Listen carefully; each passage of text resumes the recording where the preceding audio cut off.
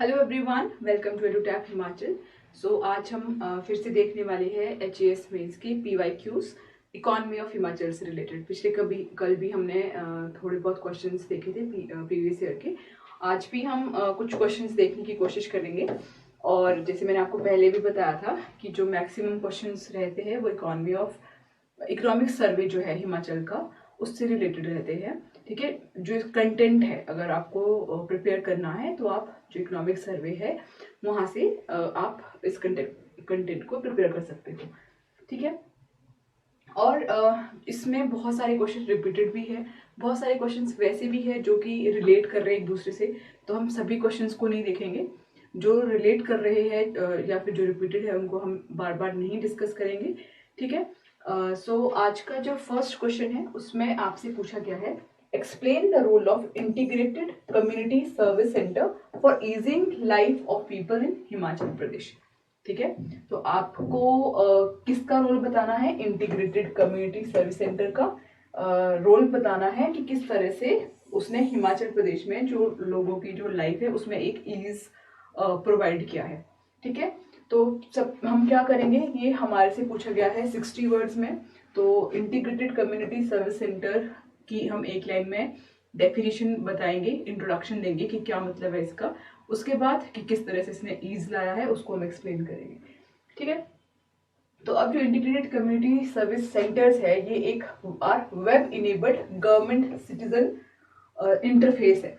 ठीक है, तो इसमें क्या है कि जैसे लोक मित्र केंद्र है हमारे, ठीक है, उससे किस तरह से कि जो एक गवर्नमेंट और सिटीजन के बीच में इंटरफेस बना है। ठीक है, जो भी गवर्नमेंट की सर्विसेज है वो किस तरह से सिटीजन तक पहुंचाई जा रही है।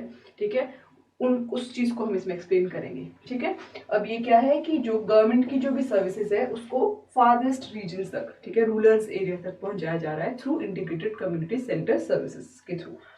ठीक है, इसमें हम क्या चीजें मेंशन कर सकते हैं? Information decimation, better decimation of government information at the remotest corner, resulting in better awareness among rural masses about various government schemes and bringing in transparency।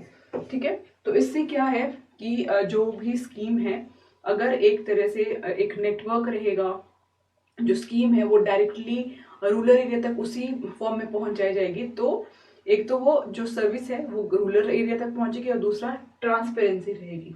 ठीक है, employment creation, employment generation by opening up लोक मित्र केंद्र through out the state in private sector. आपने देखा ही होगा कि कितने सारे लोक मित्र केंद्र ओपन हो गए हैं। हर छोटे जो भी शहर है वहां पर आपको लोक मित्र केंद्र देखने को जरूर मिलेगा। ठीक है, growth of internet service delivery, social inclusion, तो ये सब जो पॉइंट है ये आप इसमें मेंशन कर सकते हो। ठीक है,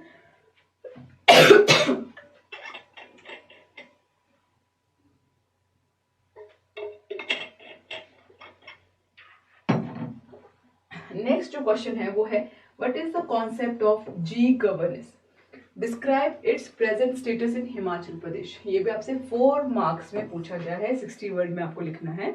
बट इसमें आपको पहले जी गवर्नेंस का कॉन्सेप्ट बताना है, उसके बाद हिमाचल में इसका क्या स्टेटस है उसको मेंशन करना है।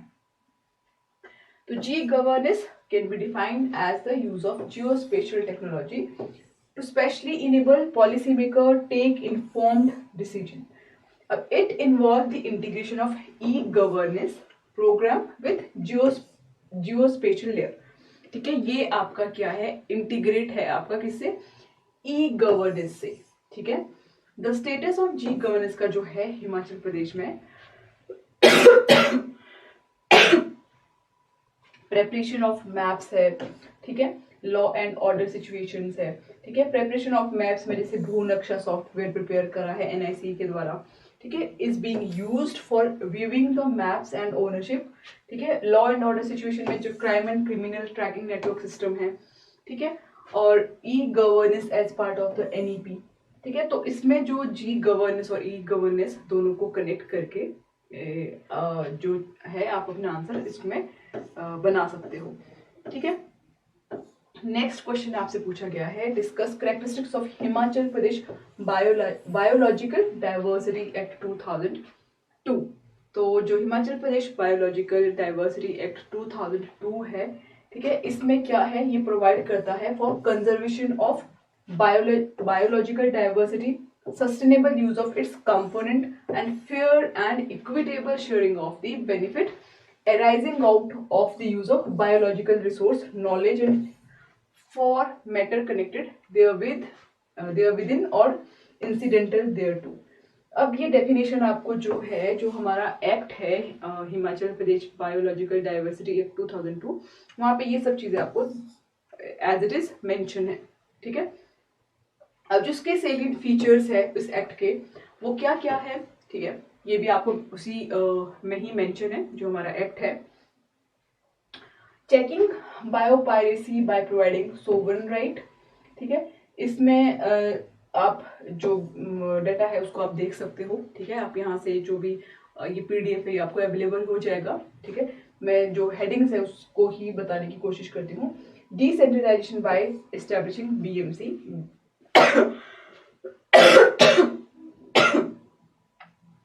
बीएमसी मतलब बायोडाइवर्सिटी मैनेजमेंट कमिटीज। ठीक है, ठीक है, inventorisation by preparation of PBRs. ठीक है, नेक्स्ट जो क्वेश्चन है उसमें आपसे क्या पूछा गया है, describe the factor responsible for decline of biodiversity in Himachal Pradesh, discuss the steps for its restoration. ठीक है, तो पहले तो आपको कौन कौन से फैक्टर्स रिस्पॉन्सिबल है हिमाचल प्रदेश में डिक्लाइन ऑफ बायोडाइवर्सिटी। ठीक है, फिर उसके जो स्टेप्स लिए गए उसको रिस्टोर करने के लिए वो आपको इस आंसर में, इस क्वेश्चन में लिखने हैं।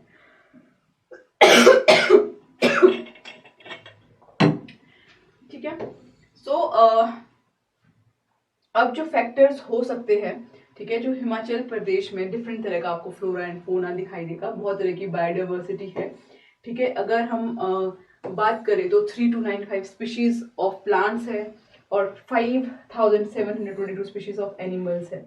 अब इनके डिक्लाइन के जो फैक्टर्स है वो आपके एंथ्रोपोजेनिक भी फैक्टर्स हो सकते हैं, नेचुरल फैक्टर्स हो सकते हैं, इन एडिक्वेंसी ऑफ रिसोर्सेज हो सकता है, बायोडाइवर्सिटी। ठीक है, तो ये जो क्वेश्चन है आपका 60 वर्ड्स का है, तो अगर आप जो 3 ये फैक्टर्स गिवन है इसको भी अपने आंसर में डालोगे तो मोर देन इनफ है। बाद में आपको इसको रिस्टोर करने के स्टेप्स भी डालने हैं। ठीक है, तो आप इसमें डाल सकते हो biodiversity strategy and action plan, Himachal Pradesh state biodiversity board जो कॉन्स्टिट्यूट किया गया है इसकी कंजर्वेशन के लिए, रेगुलेशन के लिए। ठीक है, तो ये जो स्टेप्स है जो कि है वो भी आप इसमें मेंशन कर सकते हो। तो जो इस तरह के जो क्वेश्चंस होते हैं उसमें आंसर लिखना बहुत इजी होता है, क्योंकि आपसे कुछ इनडायरेक्टली नहीं पूछा है, डायरेक्टली आपसे चीजें पूछी है। ठीक है, तो इसको आप बहुत अच्छे से स्ट्रक्चर कर सकते हो इन आंसर्स को। और क्योंकि हमने 2019 में जो भी क्वेश्चंस देखे थे वहां पे आपको क्या देखने को मिला है कि क्वेश्चन जो बने हैं वो, जैसे कि ये वाला क्वेश्चन भी है कि पहले आपसे कॉन्सेप्ट पूछा है, फिर आपसे हिमाचल जो स्टेटस है हिमाचल में वो पूछा है। तो 4 मार्कर के लिए अगर इस तरह के क्वेश्चन आते हैं तो उसको स्ट्रक्चर करना मतलब कि इजी है, आप इजीली उसको स्ट्रक्चर कर सकते हो। अब नेक्स्ट क्वेश्चन है हमारा, वो है describe the concept and state framework of eco tourism in the Beas circuit of Himachal Pradesh. ठीक है, तो आपको जो कॉन्सेप्ट है इको टूरिज्म का ब्यास सर्किट में और जो स्टेट का फ्रेमवर्क है वो आपको यहाँ पर मेंशन करना है। ठीक है, सबसे पहले थोड़ा बहुत ब्यास सर्किट को डिस्क्राइब कर लो कि जो ब्यास रिवर है, ठीक है, कि जो वहां से इसको ड्राइव करा गया है, ब्यास सर्किट का जो नेम है। उसके बाद जो इको टूरिज्म है इन दी ब्यास सर्किट ऑफ हिमाचल प्रदेश, उसको हम कैसे डिस्क्राइब कर सकते हैं कि सबसे पहले हमने आइडेंटिफाइंग साइट्स। अब जो आईआईटी मंडी की जो रिपोर्ट है, ठीक है, उसमें क्या मेंशन है, जो बरशैनी है, जो गिंदनगर है और रिवालसर है, उनको आइडेंटिफाई किया गया है as sites having potential for eco tourism. They are being developed by the Himachal Pradesh government to promote the same by creating awareness for ecotourism, promoting sustainable development and creating cultural awareness in relation to cultural impact of tourism. अब Himachal Pradesh eco tourism जो society है उसमें क्या है, the special purpose vehicle created by HP Forest Department in the form of HP Eco Tourism Society work with the ecotourism society at regional circle level to facilitate PPP initiative, public partner जो ship रहती है in area included the Bias circuit. अब setting up demonstration micro municipal solid waste management facilities. ठीक है, अब जो ये report है, देखो IIT मंडी की रिपोर्ट है या फिर Himachal Pradesh eco tourism society है, अगर आपने ये सब चीजें मेंशन कर ली तो, और ये क्वेश्चन भी 4 मार्कर का है, तो वो डेटा बहुत रेलेवेंट हो जाएगा, जो आपके मार्क्स है वो डेफिनेटली और उससे थोड़ा सा ज्यादा ही आएंगे। ठीक है, अब इसमें और भी चीजें मेंशन है, promoting eco tourism accommodation, promoting cultural awareness. ठीक है, तो ये सब की सब चीजें आपको जो हमारी ये रिपोर्ट्स होती है या फिर जो भी टूरिज्म ने कोई रिपोर्ट निकाली है तो वहां से आपको ये सब चीजें देखने को मिलेगी। नेक्स्ट जो हमारा क्वेश्चन है वो है 2019 में ही पूछा गया था 20 मार्कर के लिए, explain in detail about various promotional theme of tourism in Himachal Pradesh. ठीक है, तो जो भी डिफरेंट तरह की प्रमोशनल थीम्स निकाली थी हिमाचल टूरिज्म के लिए, ठीक है, उसको आपको डिटेल में बताना है और डिस्कस करना है the concept of eco tourism in the context of sustainable development of Himachal Pradesh. तो जो इको टूरिज्म का जो कॉन्सेप्ट है in the context of sustainable development in the Himachal Pradesh. ठीक है, तो इस क्वेश्चन को भी आप देख सकते हो यहाँ से, क्योंकि ये 400 वर्ड्स का है, तो यहाँ पर सब चीजें बहुत अच्छे से स्ट्रक्चर की गई है, मेंशन की गई है। आप इसको जरूर पढ़िएगा। ये जो PDF है ये आपको अवेलेबल हो जाएगा टेलीग्राम चैनल पर। अब यहाँ पे eco tourism and sustainable development of Himachal Pradesh, क्योंकि ये भी हमारे दूसरे पार्ट में पूछा गया था, तो ये भी इसका जो कंटेंट है ये भी आपको यहाँ से अवेलेबल हो जाएगा। तो इस तरह से कोशिश करनी है कि आप जो क्वेश्चन में मेंशन हो उन चीज़ों को हम प्रॉपरली अपने आंसर में मेंशन करें, क्योंकि तभी जो आंसर राइटिंग जो प्रैक्टिस अगर आप करते हो तभी उसका फायदा है। सो ये कुछ क्वेश्चंस थे जो कि प्रीवियस ईयर में पूछे गए हैं। कुछ और जो क्वेश्चंस बचे हैं वो हम कल वाले सेक्शन में डिस्कस करेंगे, और बाकी जो कंटेंट है वो आप PDF से देख लेना, क्योंकि जो मेरी थोड़ी तबीयत है वो भी ठीक नहीं है और बहुत ज़्यादा जो खांसी है वो हो रही है। उम्मीद करती हूँ जो ये कंटेंट है ये आपको डेफिनेटली कहीं ना कहीं हेल्प करेगा।